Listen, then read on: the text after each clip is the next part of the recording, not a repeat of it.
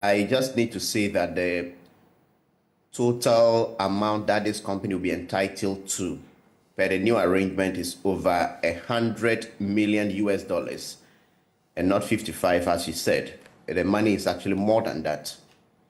Now to the issues. The Ministry of Finance responded to a right to information request I sent and then denied me a copy of the contract and other pieces of information.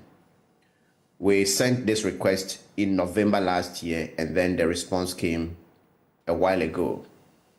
The Ghana Revenue Authority, we sent two requests, one in July last year and one in November last year, and we have not had any response from the GRA, even though we filed an RTI appeal. Now to the responses from the Petroleum Commission. We knew that three main sectors were involved in the issues we're dealing with. That is the National Petroleum Authority, NPA, the Petroleum Commission, and then the Minerals Commission. The NPA deals with the downstream petroleum sector. That's the importation and transportation of the fuel products we use. And then the Petroleum Commission is in charge of the drilling of oil offshore and the production of oil. Then the Minerals Commission, as we all know, is in charge of the gold and others. So our investigation actually started with the NPA. And whoever watches the documentary will know that the NPA has put in measures that are adequate enough to police or assure government's interest in the downstream sector. And officials of the GRA we interviewed in this documentary actually confirmed this. The head of Petroleum, Samson Yanim, actually said the NPA's ERDMS, which is connected to customs ICOMS, their revenue system, ensures that they get the volumes right. And once you get your volumes right, you get your revenues right. This is from the GRA. So we know that the NPA is covered. Then we went to the Petroleum Commission because on the website of the Petroleum Commission, it says that it was established by an Act of Parliament, 2011 Act 821, as the result of the hydrocarbon discoveries in commercial quantities to regulate and manage the utilization of petroleum resources and coordinate policies in the upstream petroleum sector. So when we saw that a contract was being awarded to a company to go to this upstream petroleum sector, we wanted to know if the state agency that is mandated to regulate and coordinate policies in this sector had any knowledge of it, whether they had information of leakages, whether accidental or deliberate. And so we did a right to information request. And the Petroleum Commission, I must say, responded very swiftly to our request, which we included in our report, and said that they had no knowledge of this contract and that they have also no knowledge of any report that suggests that there were such losses in the sector.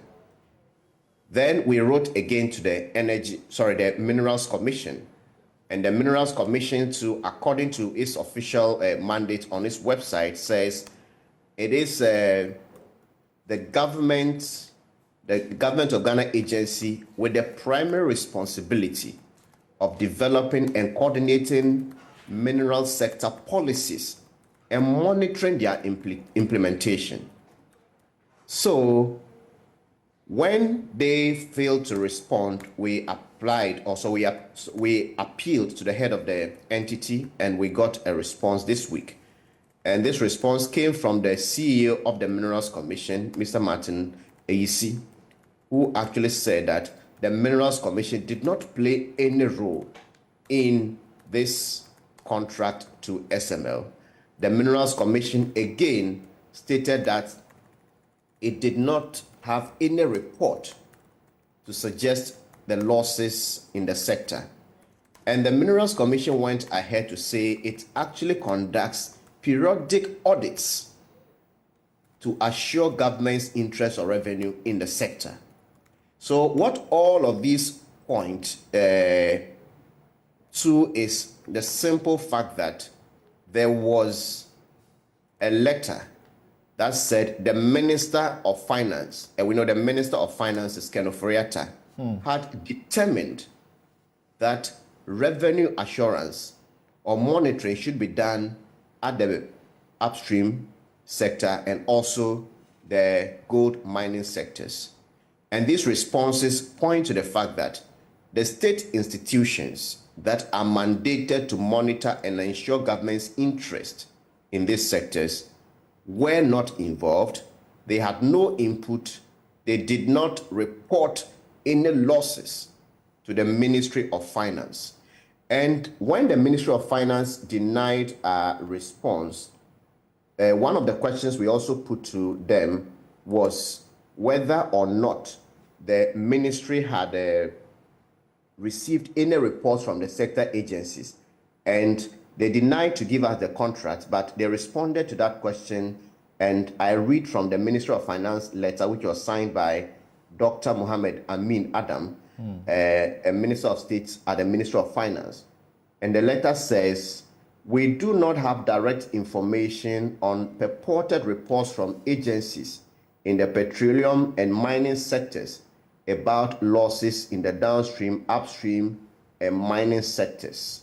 So the question that we need to be asking, or Ghanaians should be asking, is if there wasn't any such report, what was the basis or what informed Ken Ofori-Atta's decision to ask this company to go and do this work when the existing contract, as we all know, the downstream sector, this company has performed. So those of you who are watching on TV, what you're seeing now is the response from the Minerals Commission, from the Petroleum Commission, where they were categorical that they were unaware of what was going on. And so they couldn't help Manasseh with any information, as he spoke about. Yes, please go on.